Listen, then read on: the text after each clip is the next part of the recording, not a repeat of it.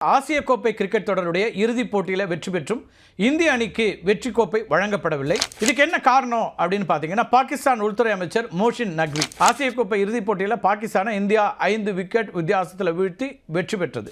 இந்த போட்டியில் கடைசி ஓவரில் வெற்றிக்கு தேவையான ரன்னை ரிங்கு சிங் அடித்த பிறகு இந்திய வீரர்கள் களத்தில் கொண்டாட்டத்தில் ஈடுபட்டாங்க. இது எல்லாத்தையும் பார்த்துருப்போம். கிரிக்கெட் ரசிகர்கள் எல்லாம் பார்த்த ஒரு காட்சி தான். அதுக்கு பிறகு போட்டியில் பங்கேற்ற வீரர்களுடைய நேர்காணல்கள்லாம் நடந்துச்சு. போட்டி முடிஞ்ச பிறகு பாகிஸ்தான் வீரர்கள் ஓய்வறைக்கு போகிறாங்க. இந்திய வீரர்கள் பரிசளிப்பு நிகழ்ச்சிக்காக மைதானத்திலேயே காத்திருக்கிறாங்க. ஆனால் பரிசளிப்பு விழா தொடங்கல தாமதத்துக்கு காரணம் என்ன அப்படின்னு தெரியாமல் ரசிகர்களும் குழப்பத்தில் இருக்கிறாங்க. மைதானத்தில் பாகிஸ்தான் வீரர்கள் தாமதமாக வந்தபோது அவர்களுக்கு எதிராக கோஷங்கள் எழுப்பப்பட்டதையும் நம்ம பார்த்தோம். சுமார் 1 மணி நேரம் கழித்து பரிசளிப்பு நிகழ்ச்சிக்கான ஏற்பாடுகள்லாம் செய்யப்பட்டுச்சு. அது வரைக்கும் ஒரு குழப்பம் இருந்துச்சு. ஏன் காலதாமதமாவது, என்ன சிக்கல் அப்படிங்கிற கேள்விகள்லாம் பார்வையாளர்களுக்கு இருந்துச்சு.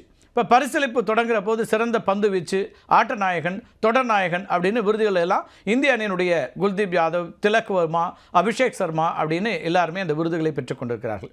பாகிஸ்தான் கேப்டன் சல்மான் ஆகா ரன்னர்களுக்கான காசோலையை பெற்றுக்கிறார். ஆனால் அங்கிருந்து திரும்பி செல்லும்போது காசோலையை வீசேறுகிறார். இது ஒரு சலசலப்பை ஏற்படுத்தக்கூடிய காட்சியாக மாறுது. இந்திய அணிக்கு கோப்பை என்ன ஆச்சு அப்படிங்கிற கேள்வி எழுது.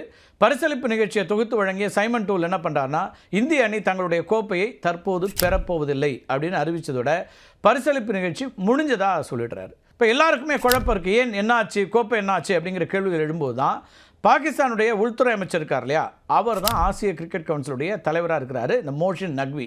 இவர் கடுமையாக இந்தியாவுக்கு எதிராக பல முறை விமர்சனங்களை நிறைய சமூக ஊடகங்களில் பதிவுகள்லாம் தொடர்ச்சியாக வச்சுட்டே இருக்கிறவர். இந்தியாவை சீண்டு கொண்டே இருக்கக்கூடிய ஒருவர்.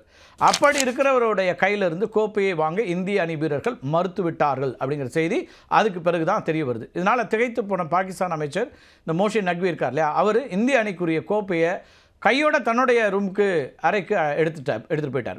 நக்வி இந்தியாவுக்கு எதிராக ஆத்திரமூட்டும் கருத்துக்களை பதிவிட்டிருக்கிறதாக சொல்லி தான் அவரிடமிருந்து கோப்பையை பெற்றுக்கொள்ள மறுத்தது இந்திய அணி.